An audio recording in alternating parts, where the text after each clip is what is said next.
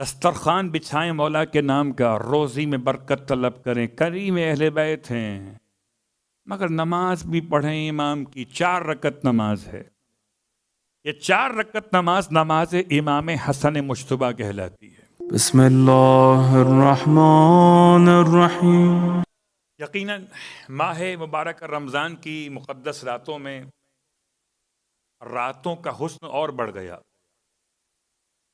جبکہ خدا نے اپنے حبیب کے گھر سیدہ کے یہاں اپنے ابو طالب کے گھر علی کے یہاں دونوں کو مثل بحرین قرار دیتے ہوئے ایک مرتبہ مرجان سے پہلے لولو کا عنوان عطا کر دیا ہے۔ میں نے چاہا کہ 5 آیتوں کا عنوان آپ کی خدمت میں ترجمے سے پہلے پیش کر دوں۔ انشاءاللہ آج کی رات اور کل کی رات میں گفتگو انہی 5 کے ساتھ چلے گی، اور یہ 5 ساتھ ہوں تو کوئی ساتھ ہو کہ نہ ہو، مجھے اور آپ کو کیا پرواہ ہے۔ تو آیتیں تو بہت ساری تھیں، مگر میں نے 5 کا انتخاب کیا۔ سورہ رحمان سے کون واقف نہیں ہے؟ وہ انسان ہی کیا انسان ہے جو رحمان سے واقف نہیں ہے؟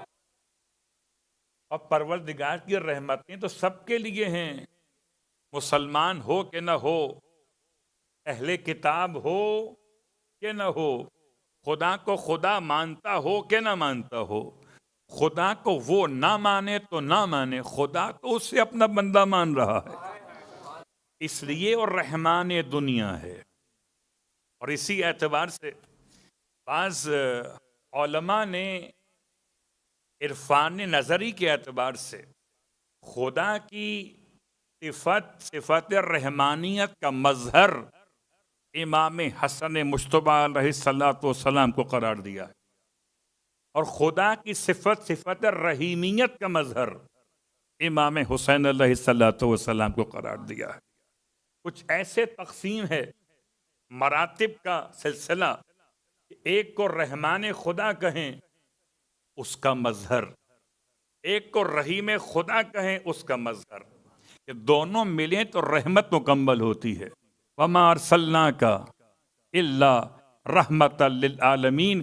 خدا نے ایسے انصاف کیا کہ اپنے حبیب کے شباہتوں کو 2 حصوں میں تقسیم کیا، سر سے لے کر ناف تک، یا سر سے لے کر کمر تک، اور کمر سے قدم تک، 2 حصوں میں اپنے حبیب کی شباہتوں کو بانٹ دیا، یعنی آدھا محمد حسن کو بنا دیا، آدھا محمد حسین کو بنا دیا۔ سر سے لے کر کمر تک حسن مجتبیٰ شبیہ پیغمبر، اور کمر سے قدم تک سرکار سید الشہداء شبیہ مصطفیٰ۔ اب پتہ چلا جہاں قلم چلانا تھا وہاں شباہت حسن کو ملی، جہاں قدم جمانا تھا شباہت حسین کو۔ صلوات پڑھے محمد و آل محمد۔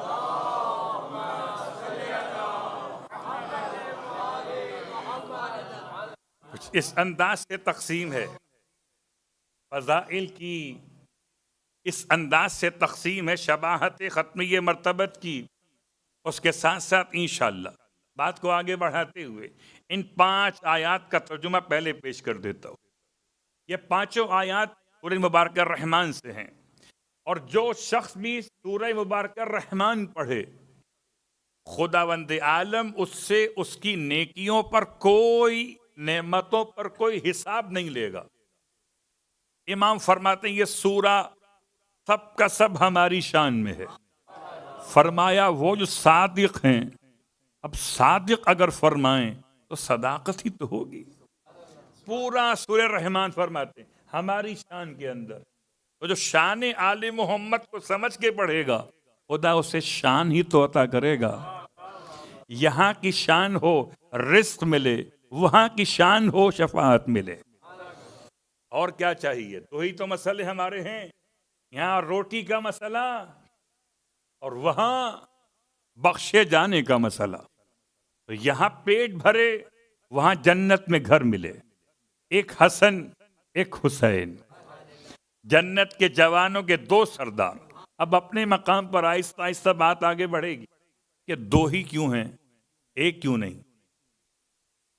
سردار تو ایک ہونا چاہیے تھا۔ صلوات پڑھیں محمد و آل محمد۔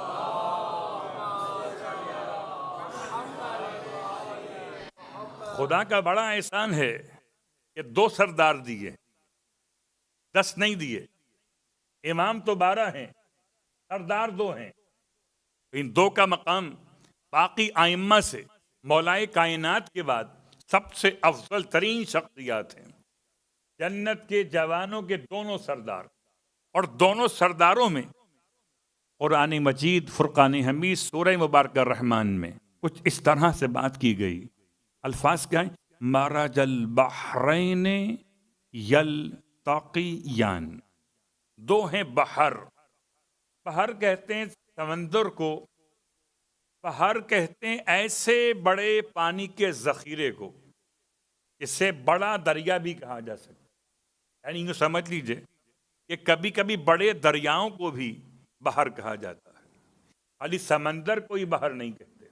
تو مرجا مخلوط کر دینا، ملا دینا۔ مرج البحرین، دو سمندر اس نے ایسے ملائے ہیں، یلتقیان، جو آپس میں التقا کر رہے ہیں، اور ایسے التقا کر رہے ہیں کہ اس کے درمیان میں ایک حجاب موجود ہے۔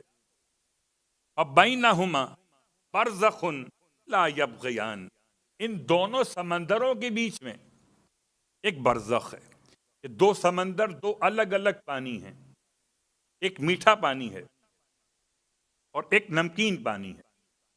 علماء تفسیر آج تک تلاش کر رہے ہیں اوپر والا پانی اگر کھارا ہے تو نیچے والا پانی میٹھا کیسے ہے؟ اوپر کے پانی کو سمندر کہیے اور نیچے کے پانی کو چشمہ کہیے، ان دونوں کے درمیان تراب کو فاصلہ کہیے۔ اوپر کا پانی مٹی کے اوپر ہے، نیچے کا پانی مٹی کے اندر ہے، دونوں کا ذائقہ الگ ہے، مزاج الگ ہے۔ اور ایسے میں بعض نے یہ لکھا کہ اس سے مراد دنیا کے وہ مقامات ہیں کہ جہاں پر دو قسم کے دریا آپس میں مل رہے، ایک میٹھا پانی اور ایک کھاری پانی۔ تو ایسے مقامات تلاش کرنا یہ تو بات کا مسئلہ تھا۔ ابتدائے قرآن سے لوگ اس بات کو اتنا کہاں سمجھ سکتے تھے؟ البتہ سمجھنا چاہتے تو بہت کچھ ہے۔ یعنی اگر معصوم کی بارگاہ میں وجود خدا کا سوال ہو تو امام ایک پرندے کے انڈے سے خدا سمجھا دیں۔ اسی پرندے کے انڈے کے اندر دیکھیے تو مرج البحرین یلتقیان، دو قسم کے پانی۔ صلوات پڑھے محمد و آل محمد۔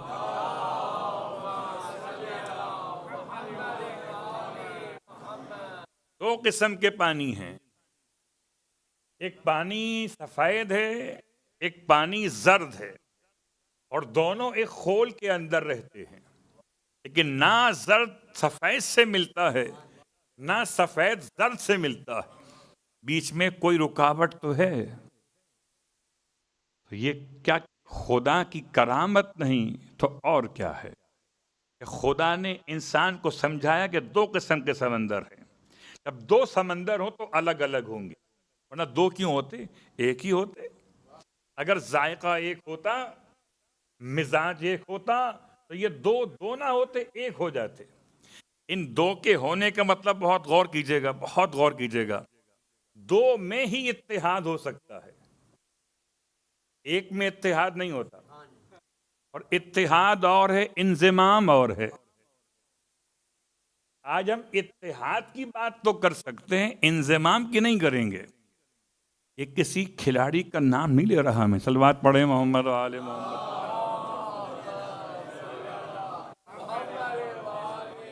اتحاد کا مطلب یہ ہے کہ یہ رہے، یہ رہے، اور دونوں دو رہ کر آپس میں اختلاف نہ کریں بلکہ اتحاد کر لیں۔ اتحاد اور ہے، انضمام اور ہے۔ انضمام کیا ہے؟ یہ اس کے اندر ضم ہو جائے اور وہ اس کے اندر ضم ہو جائے، تو عالم اسلام کے سارے فرقوں کے لیے ہماری دعوت کل بھی تھی اور آج بھی ہے، اتحاد ہے، انضمام نہیں ہے۔ تو بات سے بات نکلتی چلی آئی، تو میں نے چاہا کہ یہ دو سمندر کو ملاتے ہوئے بات کو مکمل کر دوں۔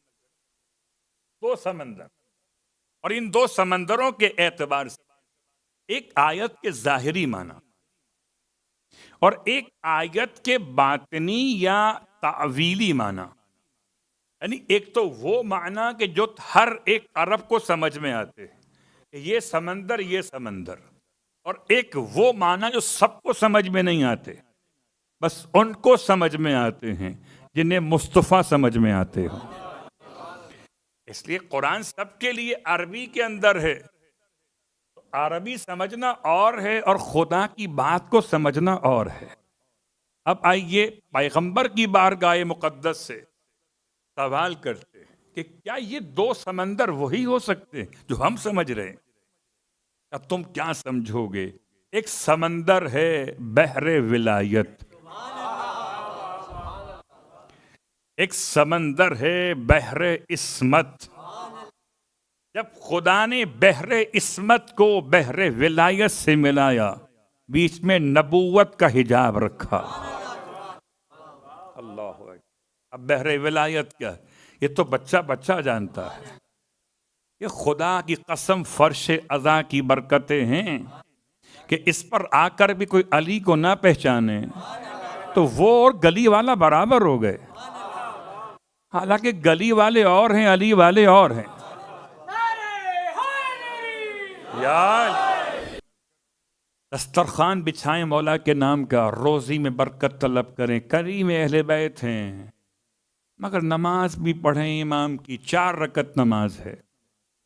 یہ 4 رکعت نماز نماز امام حسن مجتبیٰ کہلاتی ہے، 2 رکعت کر کے پڑھی جائے گی، نماز امام حسن مجتبیٰ علیہ السلام۔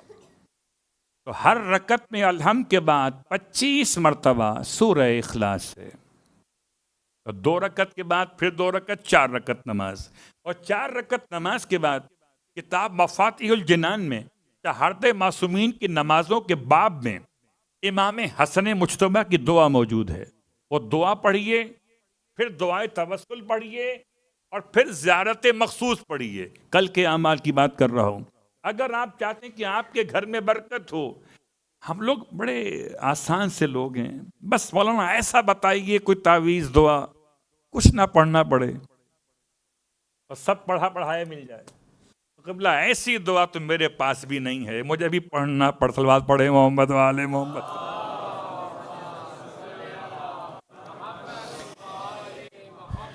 تو اس وقت کی اعتبار سے کل کے لیے پیغام انشاءاللہ کہ کل جب آئیے گا محفل میں تو اس نماز کا اثر ساتھ میں لائیے گا، تو آپ کو اندازہ ہوگا کہ نیمہ رمضان میں جب نماز حسن پڑھیں گے، روز حسن ہوگا، تو دن کتنا حسین لگے گا کہ حسین کی دعائیں بھی آپ کے ساتھ ہوں گی۔ اور ابھی محفل ختم نہیں ہوئی ہے، محفل میں وقت دعا آیا ہے۔